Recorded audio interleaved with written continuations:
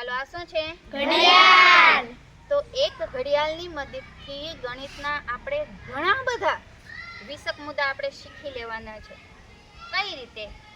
તો ઘડિયાળમાં કેટલા અંક છે? 12 છે. 12 અંકની મદદથી ઘણું બધું આપણે શીખી શકીએ. ચાલો પહેલા આપણે સૌપ્રથમ જોઈએ ચડતો ક્રમ. તો ચડતો ક્રમ એટલે નાની સંખ્યાથી મોટી સંખ્યા તરફ જવું, એને ચડતો ક્રમ કહેવાય. બરાબર? તો 1 2 3 4 5 6 7 8 9 10 અને 11 12. આ થયો ચડતો ક્રમ, નાની સંખ્યાથી મોટી સંખ્યા. હવે ઉતરતો ક્રમ, તો એનાથી ઉલટું, તો મોટી સંખ્યાથી નાની સંખ્યા. ચલો 12 11 10 9 8 7 6 5 4 3 2 1. એટલે ઉતરતો ક્રમ એટલે મોટી સંખ્યાથી નાની સંખ્યા. તો ચડતો ઉતરતો ક્રમ થયો. હવે આપણે કોઈ 3 સંખ્યા લઈએ. ચલો 2 3 અને 4 આ 3 સંખ્યા લીધી. હવે 3 ની આગળની સંખ્યા કઈ? 2. 3 ની પાછળની સંખ્યા કઈ? 4. તો 2 3 4 માં વચ્ચેની સંખ્યા કઈ? 3. Very good. તો આ રીતે આગળની સંખ્યા, પાછળની સંખ્યા અને વચ્ચેની સંખ્યા કરી શકાય. થાય ને? હવે આપણે નાની અને મોટી સંખ્યા શોધવી છે. ચાલો હવે 1 થી 12 માં મોટી સંખ્યા કઈ? 12. સરસ. 1 થી 12 માં નાની સંખ્યા 1. તો આ રીતે નાની અને મોટી સંખ્યા છે એ કરી શકાય. હવે તમને 8 9 અને 10 3 સંખ્યા આપી છે. એમાંથી મોટી સંખ્યા 10. આ ત્રણેયમાં નાની સંખ્યા 8. તો આ રીતે નાની અને મોટી સંખ્યા છે એ કરી શકાય. હવે આપણે એકી સંખ્યા અને બેકી સંખ્યા જોવાનું છે. તો જ્યાં જ્યાં આંગળી મૂકું તે બોલતું જવાનું. ચલો 1 3 5 7 9 અને 11.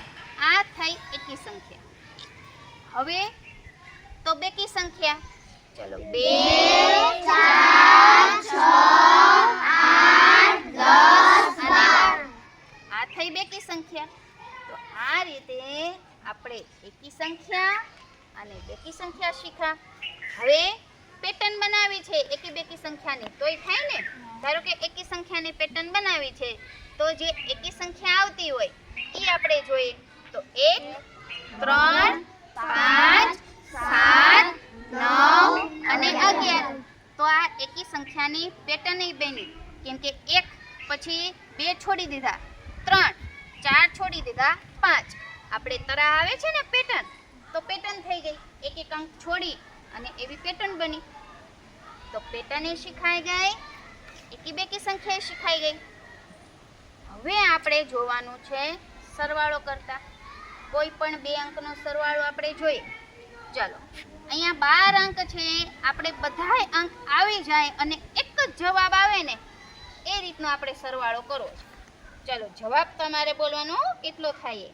ચાલો 12 + 1 13. Very good. 11 ને 2 13. 10 ને 3 13. 9 ને 4 13. 8 ને 5 13. 7 ને 6 13. તો 12 અંક આવી ગયા અને 2 અંકનો સરવાળો કેટલો થયો? 13 થયો. તો 13 છે એ એકી સંખ્યા છે કે બેકી? બેકી. નહીં, એકી સંખ્યા છે. 13 છે એ કેવી સંખ્યા છે? એકી સંખ્યા છે. હવે કોઈ પણ સંખ્યા લઈ શકાય, પણ આપણે આ સંખ્યા લઈ. બરાબર? હવે આપણે બાદબાકી કરવાની છે. ચાલો 12 - 1 11.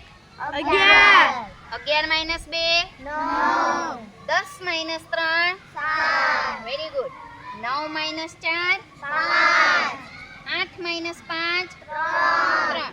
અને 7 - 6 1. તો જોયું તમે કે જવાબ જે કાંઈ આવ્યો ને એ બધોય કઈ સંખ્યામાં આવ્યો? એકી સંખ્યામાં આવ્યો. જવાબ બધોય એકી સંખ્યામાં આવ્યો. તો એ આપણે શીખી શકાય કે એક બેકી સંખ્યા હોય અને એક એકી સંખ્યા હોય, એ બેનો તમે સરવાળો કરો કે બાદબાકી કરો તો જવાબ છે એ હંમેશા એકી સંખ્યા આવે. તો સરવાળા બાદબાકી માટે આ છે. બરાબર છે. હવે આપણે જોવાની છે નજીકની અને દૂરની સંખ્યા. ચાલો હવે હું એમ કહું કે ભાઈ આ 9 છે તો 9 ની નજીકની સંખ્યા કઈ થઈ? 8 અને 10. Very good. હવે 9 ની દૂરની સંખ્યા? 1, 2. હા, આ બધી છે એ એની દૂરની સંખ્યા થશે. આ જે છે એ એની નજીકની સંખ્યા થાય, આ બધી એની દૂરની સંખ્યા થાય. તો આ રીતે નજીકની અને દૂરની સંખ્યા શીખા. હવે ગુણાકાર ને ભાગાકાર એ થઈ શકે. કરવો છે? ચાલો 12 ગુણ્યા 1 11 ગુણ્યા 2 10 ગુણ્યા 3 9 ચોક એને 8 પંચા 7 છોક 42. તો ઈ બધો જે જવાબ આવ્યો ને ઈ બેકી સંખ્યામાં આવ્યો. હવે ભાગાકાર કરવા છે. ચલો 12 ભાગ્યા 6 કરવા છે તો જવાબ શું આવશે? 12 ભાગ્યા 6 કરવા છે તો જવાબ શું આવશે? 6 નો ઘડિયો આપણે બોલશું ને. 6 એ પૂછો 6 દુ 12. તો 12 ભાગ્યા 6 કરો તો જવાબ આવે 2. હે ને? ચાલો 6 ભાગ્યા 3 કરવા છે. 3 દુ 6 તો જવાબ આવશે 2. ચાલો 9 ભાગ્યા 3 નહીં 9 ભાગ્યા 3 3 નો ઘડિયો બોલશું ને. 3 દુ 6 3 તેરી 9 તો જવાબ આવશે 3. તો આ રીતે આપણે નાના સરવાળા, બાદબાકી, ગુણાકાર, ભાગાકાર શીખા, પેટર્ન શીખા, આગળની સંખ્યા, પાછળની સંખ્યા, નાની, મોટી, નજીકની, દૂરની, સરવાળા, બાદબાકી, ગુણાકાર, એકી સંખ્યા, બેકી સંખ્યા, ચડતો ક્રમ, ઉતરતો ક્રમ, કેટલું બધું શીખા. તો યાદ રહી છે કે નહીં?